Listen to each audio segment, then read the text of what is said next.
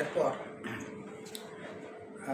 Metro হাসপাতালে আমার dialysis শুরু হলো।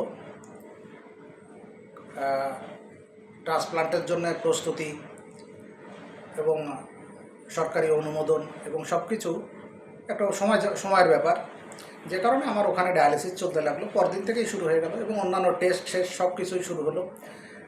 আর এখানে বলে রাখি, দিল্লি এবং সংলগ্ন ফরিদাবাদ, তারপরে গুরগাঁও, নয়ডা, এই সমস্ত এলাকায় কিন্তু অনেক হাসপাতাল আছে, বেশ বড় বড় হাসপাতাল, যেগুলো ট্রান্সপ্লান্টের কাজ হয়। তবে একটু খরচ অন্যান্য তুলনায়, এই ইন্ডিয়ার অন্যান্য এলাকার তুলনায় খরচ একটু বেশি হলেও চিকিৎসা ভালোই হয় ওই সমস্ত জায়গায়। তো এবং ওখানে কিন্তু জীবনযাত্রার ব্যয় কিন্তু অনেক বেশি। দিল্লিতে আমরা যেখানে ছিলাম সেখানে 2 রুমের একটা ছোট্ট বাসা, 40,000 টাকা, ইন্ডিয়ান টাকায় 40,000 রুপি ছিল ভাড়া। তো সরকারি অনুমোদন লাগবে কেন? সরকারি অনুমোদনের বিষয়টা এই কিডনি ট্রান্সপ্লান্টের ক্ষেত্রে লাগে, কিডনি বা যে কোনো অর্গান ট্রান্সপ্লান্টের ক্ষেত্রে লাগে।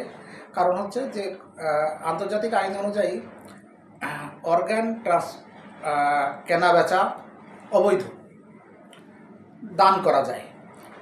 এবং বিভিন্ন দেশের সঙ্গে, এক দেশের সঙ্গে আরেক দেশের এই আইনে একটু ব্যত্যয় আছে। আত্মীয় স্বজনের মধ্যেই শুধু ট্রান্সপ্লান্ট করা যায়, কোনো কোনো দেশে আত্মীয়তার সংজ্ঞা বিভিন্ন রকম হয়ে থাকে। তো ওইখানে সরকার অনুমোদন দেবে যে এরা পরস্পর আত্মীয় এবং কোনো কেনাবেচা হচ্ছে না, স্বেচ্ছায় করতেছে, দান করতেছে।